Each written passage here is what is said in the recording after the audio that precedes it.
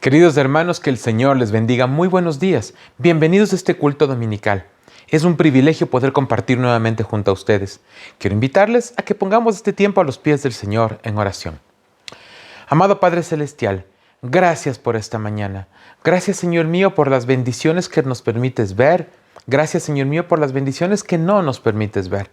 Gracias, Padre amado, porque sabemos que tú estás obrando y que nuestras vidas, Padre Celestial, tienen un propósito, porque tú tienes una razón de ser para todo y para todos.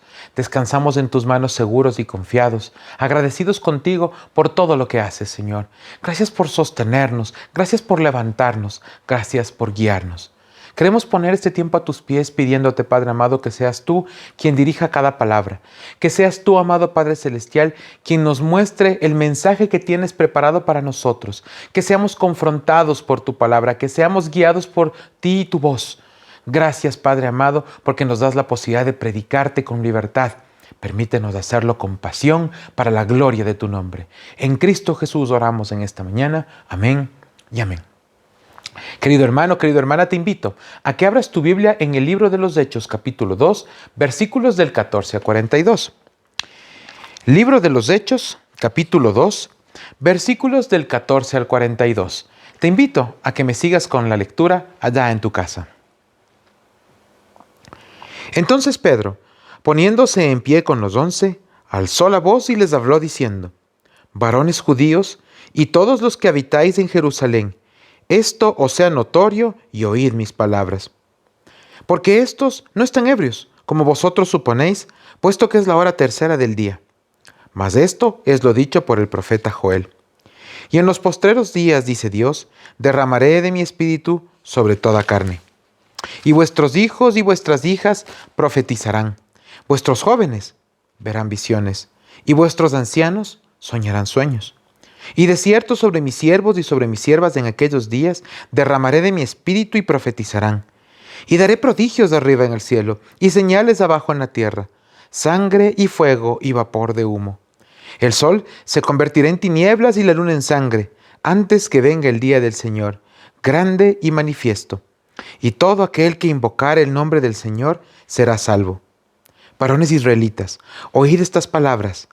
Jesús Nazareno, varón aprobado por Dios entre vosotros, con las maravillas, prodigios y señales que Dios hizo entre vosotros por medio de él, como vosotros mismos sabéis. A este, entregado por el determinado consejo y anticipado conocimiento de Dios, prendisteis y matasteis por manos de inicuos, crucificándole. Al cual Dios levantó, sueltos los dolores de la muerte, por cuanto era imposible que fuese retenido por ella. Porque David dice de él: Veía al Señor siempre delante de mí, porque está a mi diestra, no seré conmovido. Por lo cual mi corazón se alegró y se gozó mi lengua, y aún mi carne descansará en esperanza, porque no dejarás mi alma en el Hades, ni permitirás que tu santo vea corrupción. Me hiciste conocer los caminos de la vida, me llenarás de gozo con tu presencia. Varones hermanos, se os puede decir libremente del patriarca David, que murió y fue sepultado, y su sepulcro está con nosotros hasta el día de hoy. Pero siendo profeta, y sabiendo que con juramento Dios le había jurado que de su descendencia, en cuanto a la carne, levantaría al Cristo para que se sentase en su trono, viéndolo antes, habló de la resurrección de Cristo, que su alma no fue dejada en el Hades, ni su carne vio corrupción. A este Jesús resucitó Dios, de lo cual todos nosotros somos testigos.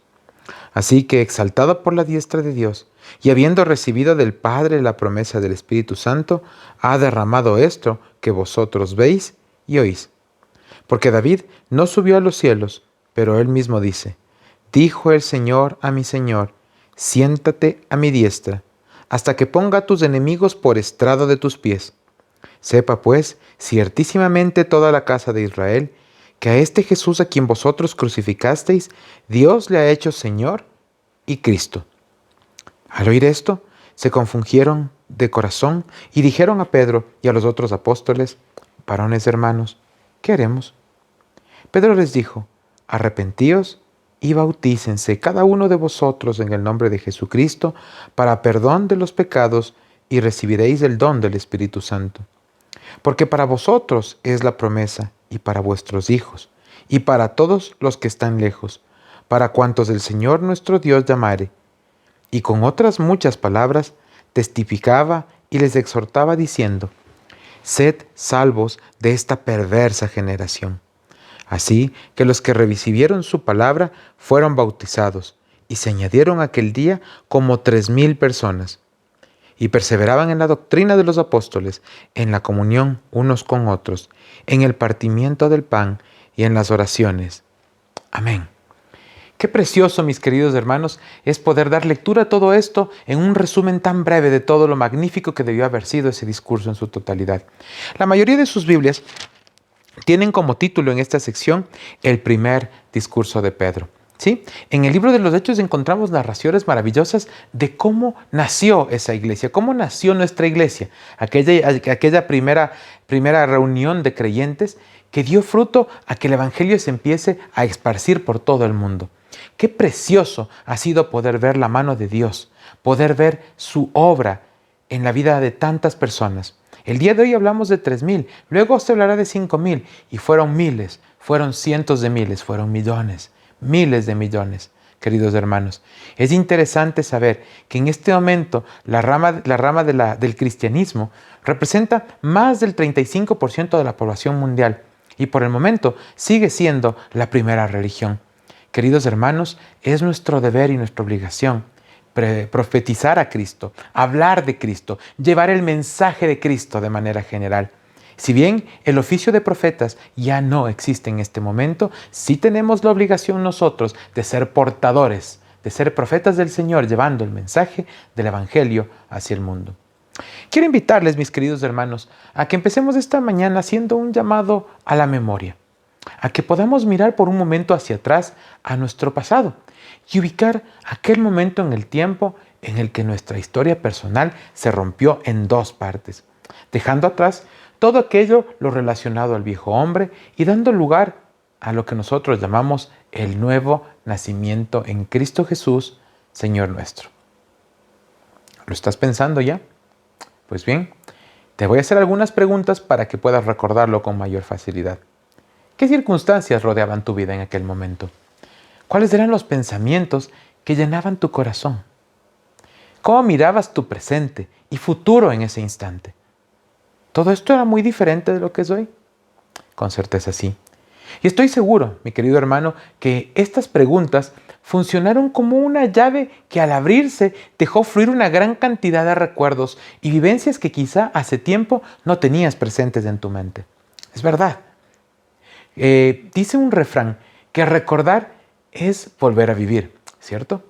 Pues bien, ahora que tenemos recuerdos más frescos, que nuestra memoria se ha sumergido en este momento del tiempo, ¿verdad? Y que lo tenemos todo tan cerquita, quisiera hacerles dos preguntas más, que con certeza, mis queridos hermanos, van a recordar ustedes con facilidad, los van a poder responder con facilidad, porque ya estamos en ese momento del tiempo en nuestras mentes. Primera pregunta: ¿qué personas te rodeaban en ese momento del tiempo? ¿Tu familia? ¿Tus amigos? ¿Quiénes estaban a tu lado? Y finalmente, ¿cómo llegó el Señor a impactar tu vida? ¿Cuál es esa historia por medio de la cual el Señor llegó a impactar tu corazón y a transformar tu vida para llegar hasta el día de hoy? En donde tú puedes ver ciertamente las diferencias, puedes notarlas sin ningún problema. ¿Cómo fue este tiempo? ¿Ok? Ahora que ya lo tienes presente, vamos a reflexionar un poco.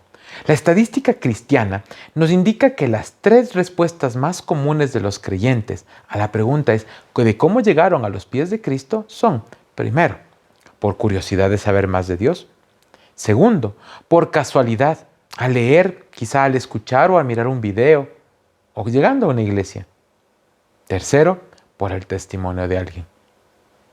Seguramente te sientes identificado con alguna de estas 3 opciones. Ahora bien, en base a tu experiencia, mi querida hermana, quisiera que pienses en un momento en tu caminar cristiano, ¿sí? Y pienses en el de los demás. Y ahora reflexiones. ¿Cuál crees tú que es la forma más común de estas? De las 3 que te di, ¿cuál es la respuesta más común? Si tu respuesta, mi querido hermano, mi querida hermana, fue la opción 1, quizá la opción 2, déjame decirte que estás un poco equivocado. La mayor cantidad de personas consultadas han manifestado que el primer paso hacia su nuevo nacimiento se originó en el testimonio que alguien más le dio. ¿De qué? El testimonio de la obra redentora de Cristo en su vida. Eso fue lo que impactó la vida de alguien más. Sí, queridos hermanos, el testimonio es una poderosa herramienta para evangelizar, para llevar la buena nueva del Evangelio a oídos de un mundo que tiene muchísima necesidad de luz, pues vaga en las tinieblas, va de tumbo en tumbo, de dolor en dolor. La palabra de Dios nos enseña que como creyentes debemos desarrollarnos y crecer, teniendo como objetivo la estatura de Cristo. ¿Verdad? ¿Lo recuerdan? Esto está en la carta a los Efesios capítulo 4 versículo 13, la estatura del varón perfecto. Pues bien, si queremos ser como Él, debemos hacer lo que Él hacía. Les invito, mis queridos hermanos, a revisar brevemente algunos versículos de la oración de Jesús por sus discípulos en el capítulo 17 del Evangelio de Juan. Así es, nos vamos a ir un poquito antes, ¿verdad? Y nos vamos a ubicar ahora en el Evangelio de Juan capítulo 17. Preciosa oración por sus discípulos, que además tiene un alcance universal. Vamos a leer el versículo 25 en realidad para poder empezar. Así que les pido que por favor se ubiquen en Juan 17, 25. Padre justo, el mundo no te ha conocido, pero yo te he conocido. Y estos han conocido que tú me enviaste. La conclusión de este versículo, Jesús daba a conocer a su Padre. No le conocían antes sus discípulos, pero por medio de Jesús sí lo hicieron. Vamos ahora a leer los versículos 22 y 23, es decir, vamos un poquito hacia atrás. Versículo 22. La gloria que me diste yo les he dado para que sean uno, así como nosotros somos uno. Yo en ellos y tú en mí, para que sean perfectos en unidad, para que el mundo conozca que tú me enviaste y que los has amado a ellos como también a mí me has amado. La conclusión, Jesús, mis queridos hermanos, dio testimonio del Padre a sus discípulos. Vamos a irnos un poquito más atrás, ahora al versículo 20. Dice la palabra, mas no ruego solamente por estos, sino también por los que han de creer en mí por la palabra de ellos. Qué precioso, ¿verdad? Y voy a leer el 21 para no perder el hilo de esto. Para que todos sean uno, como tú, oh Padre, en mí y yo en ti, que también ellos sean uno en nombre, para que el mundo crea que tú me enviaste. La conclusión, mis queridos hermanos, el testimonio que dio Jesús tenía el mandato de ser compartido con los demás, ¿sí? Para que nosotros podamos llevar al mundo todo eso que el Señor nos había dado, porque no era un mandato solo para sus discípulos, sino para todos aquellos que hemos sido añadidos por la palabra del Señor. Sí, mis queridos hermanos, nosotros somos parte de la promesa que está contenida en esta porción. Hemos tenido la oportunidad de creer porque alguien nos predicó y nos bendijo nuestras vidas de manera general porque nosotros tenemos el deber, mis queridos hermanos, tenemos la obligación de ser de bendición para los demás, así como ese alguien, esa persona que tú estás recordando en este momento, fue de bendición para ti, te testificó y te mostró la obra de Dios. Quizá no lo hizo con palabras al inicio, pero tú notabas que había algo diferente, tú sabías que había algo distinto en esa persona. Eso te impactó y te llevó a preguntar y a querer saber más. El Señor bendijo tu vida a través de ese testimonio.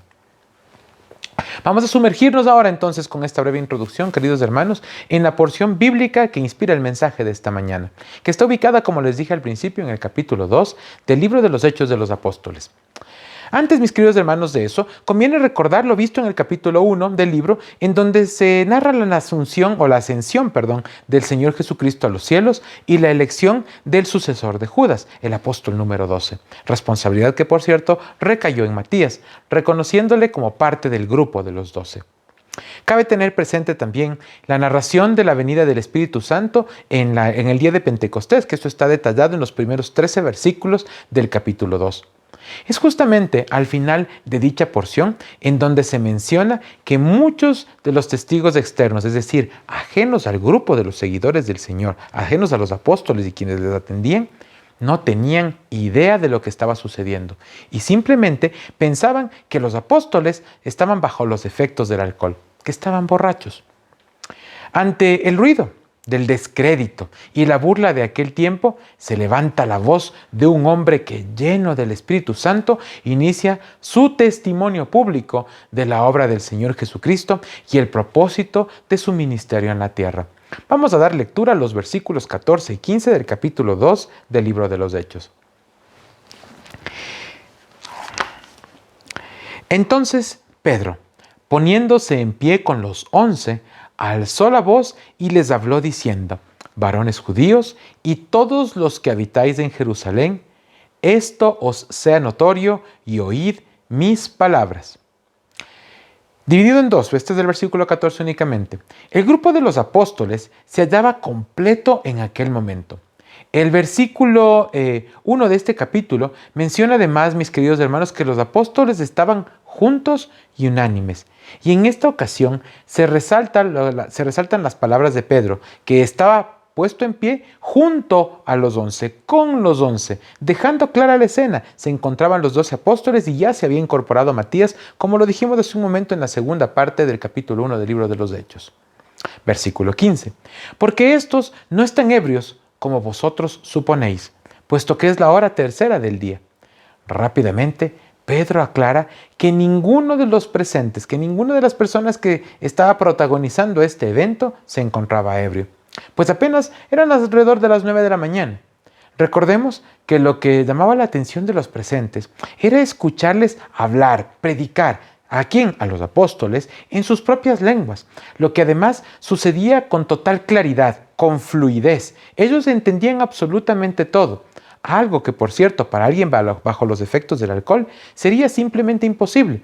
Tal vez tratarían de balbucear algo que resultaría incomprensible a oídos de los demás. Es clara la narración cuando nos dice que la gente que estaba allá, que venía de diferentes regiones y se encontraba en Jerusalén, podía entender claramente lo que estaban diciendo los apóstoles. Para continuar, y considerando que la audiencia presente en aquel momento era mayormente de judíos, el apóstol cita al profeta Joel. Esto está ubicado en el capítulo 2, versículos del 28 al 32 del libro que lleva el mismo nombre. Joel, uno de los profetas menores, quien además probablemente escribió estas palabras alrededor del año 750 a.C. y lo hace de una manera prácticamente textual, me refiero a Pedro al citar a Joel. Vamos a ir un poquito para atrás en el Antiguo Testamento.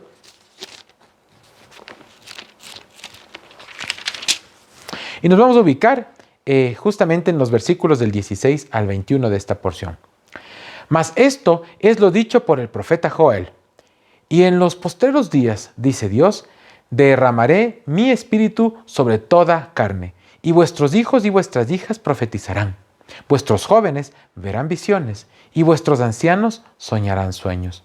Y de cierto, sobre mis siervos y sobre mis siervas en aquellos días, derramaré de mi espíritu y profetizarán. Y daré prodigios arriba en el cielo, y señales abajo en la tierra, sangre y fuego y vapor de humo. El sol se convertirá en tinieblas, y la luna en sangre, antes que venga el día del Señor, grande y manifiesto. Y todo aquel que invocare el nombre del Señor será salvo. Seguramente tú dirás, pero no lo leímos así, ¿verdad? Yo di lectura en este momento al libro de los Hechos, capítulo 2, versículos del 16 al 21. Y tú que leíste el libro de Joel, ¿sí? El libro del profeta Joel también en el capítulo 2, debes haber visto que el paralelismo es prácticamente exacto, ¿verdad? Hay algunas palabras pequeñas que cambian, pero el sentido es muy claro y pues esto era muy importante por cómo se estaba utilizando en este momento por parte de Pedro. Era claro, mis queridos hermanos, que la mayoría de gente presente había leído o había escuchado esta porción en varias ocasiones, pero nunca la había entendido o la había razonado como en aquel momento del tiempo. Recordemos, queridos hermanos, que el Espíritu Santo ya había descendido y era Él, ese Espíritu, quien estaba guiando y fortaleciendo a Pedro y a los demás discípulos para exponer el cumplimiento de aquella promesa. Varios estudiosos bíblicos coinciden en que hay partes de esta profecía que quizá no se han cumplido todavía y otros que consideran que aún habiéndose cumplido en la vida, muerte y resurrección del Señor Jesucristo y también en la vida de sus apóstoles, su alcance podría llegar hasta el final de los tiempos, en donde se cumpliría en su totalidad y en plenitud. Esto solamente como una breve explicación, pues como dijo también nuestro hermano Ekehard la semana pasada, lo que ha de suceder en los últimos días solo le corresponde conocerlo al Señor. Nuestra confianza no descansa en eso, no descansa en los hechos. Nuestra confianza descansa en el Señor y en sus promesas y en lo que Él está haciendo y hará en nuestras vidas. La narración bíblica, mis queridos hermanos, vuelve a mencionar que han existido o que existían burlas y bullicio. Es fácil de imaginar este escenario de personas, ¿verdad? Que estando estupefactas, incapaces de dar un paso más y con los corazones inexplicablemente acelerados por escuchar a Pedro, fueron impactados por este mensaje y sus ojos se abrieron para entender cosas que no habían visto antes a pesar de haberlo escuchado en múltiples ocasiones. ¿Sí? Pedro estaba hablando fluida y fuertemente. Vamos a ver qué más decía el apóstol Pedro en su mensaje. Versículos 22 y 23 del capítulo 2 de los Hechos. Varones israelitas, oíd estas palabras. Jesús Nazareno, varón aprobado por Dios entre vosotros con las maravillas, prodigios y señales que Dios hizo entre vosotros por medio de él, como vosotros mismos sabéis. A este, entregado por el determinado consejo y anticipado conocimiento de Dios, prendisteis y matasteis por manos de inicuos, crucificándole. Los hechos narrados, mis queridos hermanos, en estos dos versículos también eran de dominio público entre los presentes. Muchos de ellos fueron testigos del ministerio público de Jesús. Seguramente estuvieron en sus mensajes y fueron testigos de sus milagros. Otros de los que se encontraban allí, en medio de esta muchedumbre, fueron parte del grupo que exigió su crucifixión. Sí, unas semanas antes estuvo ahí al frente de Poncio Pilato exigiendo que sea crucificado. Y había un tercer grupo que pues eran gente que también participó del ministerio y al mismo tiempo pues luego se rebeló contra el Señor y exigía su muerte. Vivió ambas experiencias. No había, mis queridos hermanos, uno solo que no entendiera lo que Pedro estaba diciendo. Todo lo que exponía, la gente presente lo conocía de alguna forma u otra. Sin embargo, lo que mencionaría después era para ellos un rumor que recorría las calles de Jerusalén y que los líderes judíos se habían esforzado por desacreditar. Versículos del 24 al 32. Al cual, refiriéndose al Señor Jesucristo, Dios levantó, sueltos los dolores de la muerte, por cuanto era imposible que fuese retenido por ella. Porque David dice de él, veía el Señor siempre delante de mí, porque está a mi diestra, no seré conmovido. Por lo cual mi corazón se alegró y se gozó mi lengua, y aún mi carne descansará en esperanza. Porque no dejarás mi alma en el Hades, ni permitirás que tu santo vea corrupción. Me hiciste conocer los caminos de la vida, me llenarás de gozo con tu presencia. Varones hermanos, se os puede decir libremente del patriarca David que murió y fue sepultado, y su sepulcro está con nosotros hasta el día de hoy. Pero siendo profeta y sabiendo que con juramento Dios le había jurado que de su descendencia, en cuanto a la carne, levantaría al Cristo para que se sentase en su trono. Viéndolo antes, habló de la resurrección de Cristo, que su alma no fue dejada en el Hades, ni su carne vio corrupción. A este Jesús resucitó Dios, de lo cual todos nosotros somos testigos. Pedro, mis queridos hermanos, cita por segunda ocasión al Antiguo Testamento en esta porción. En esta ocasión lo hace de manera puntual con el libro de los Salmos, a esta porción que está ubicada en el capítulo 16, comprendida entre los versículos del 8 al 11. Señala, mis queridos hermanos, enfáticamente el cumplimiento de la profecía en lo referente a la resurrección de Cristo, dejando claro que no se trató de una reanimación o como si Jesús hubiese desvanecido. Él hablaba de la muerte de David, ¿sí? Y lo compara con la muerte de David, cuya tumba y restos seguían en el mismo lugar en aquel momento y siguen en el mismo lugar ahora, ¿verdad? Quizás no lo ubicamos exactamente, pero el lugar sigue ahí, no sabemos de los restos. Pero el Señor, mis queridos hermanos, vive. Los restos del Señor Jesucristo no están en ningún lugar físico porque no hay restos, porque su cuerpo fue resucitado, fue glorificado, no se corrompió. Esa es la verdad bíblica, eso es lo maravilloso de la revelación del Señor. Y de todo esto que había sucedido, ellos, los apóstoles y Pedro en este momento, estaban dando testimonio. ¿Se imaginan la cara de la audiencia en ese instante? ¿Se imaginan el ardor del Espíritu en sus corazones? ¿Qué es lo que estaba pasando? No entendían. Veamos un poco más, versículos del 33 al 36. Así que exaltado por la diestra de Dios y habiendo recibido del Padre la promesa del Espíritu Santo, ha derramado esto que vosotros veis y oís. Porque David no subió a los cielos, pero él mismo dice, dijo el Señor a mi Señor, siéntate a mi diestra, hasta que ponga a tus enemigos por estrado de tus pies. Sepa pues, ciertísimamente toda la casa de Israel, que a este Jesús, a quien vosotros crucificasteis, Dios le ha hecho Señor y Cristo. Pedro concluye la sección, o esta sección en particular, con una narración expositiva de los hechos y el cumplimiento profético a la vez, resaltando tres temas importantísimos.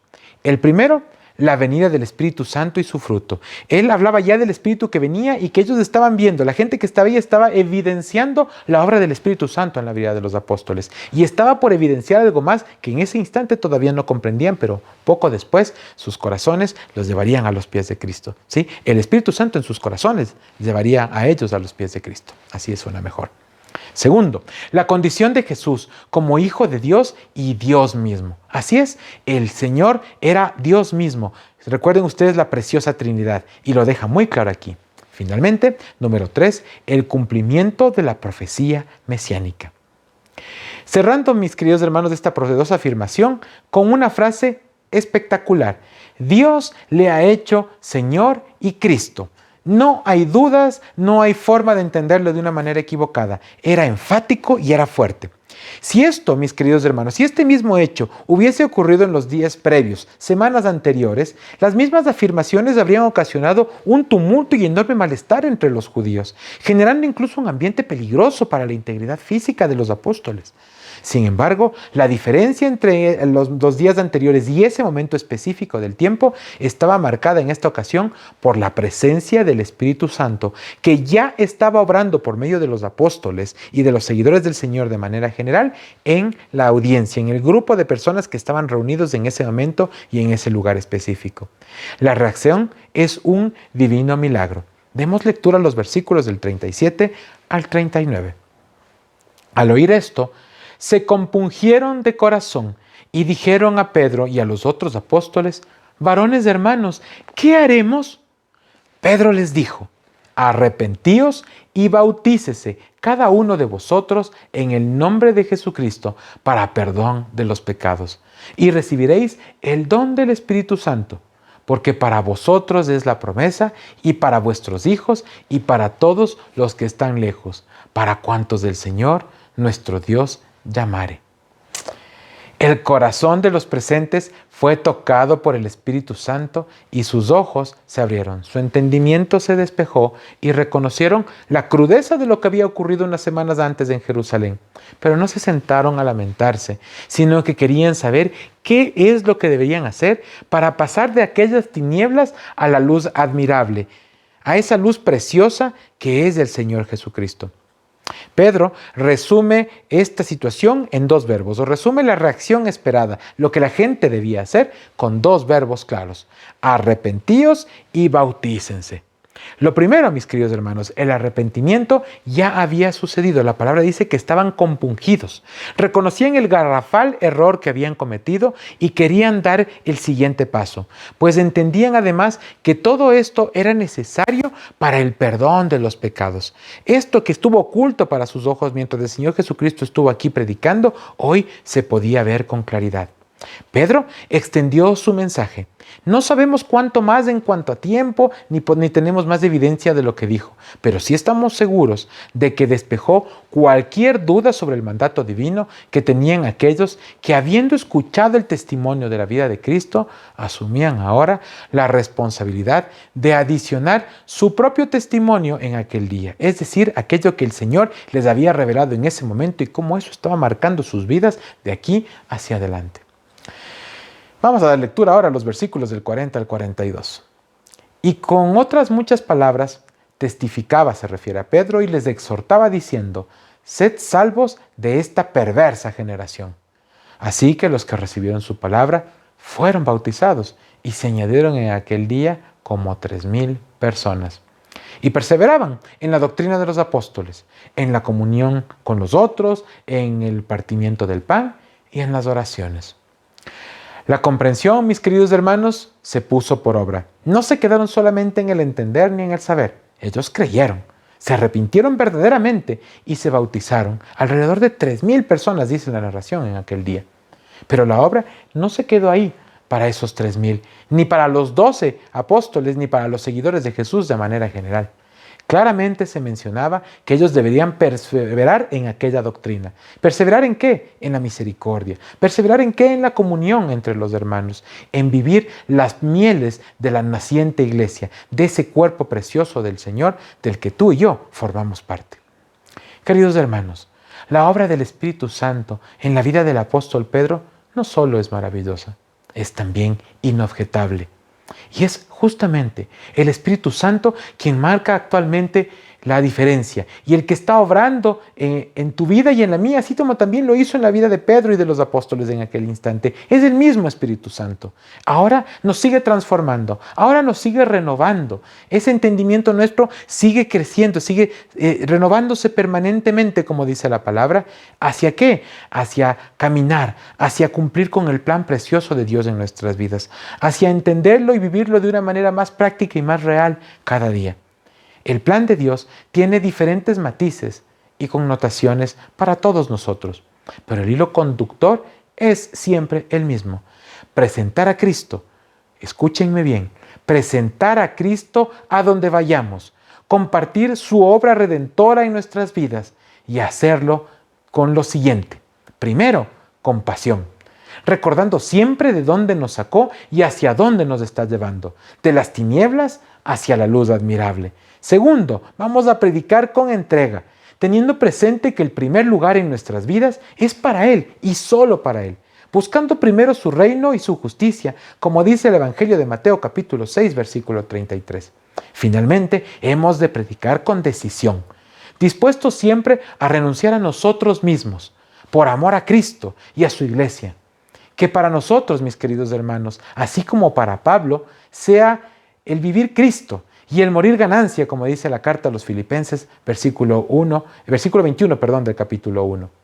Queridos hermanos, que Dios les bendiga y les use para llevar la luz de Cristo por donde quiera que vayan, y sean muchos quienes crean el Evangelio y conozcan el Evangelio por medio de su testimonio, por esa vivencia propia de cada uno de ustedes y de cómo el Señor les ha transformado.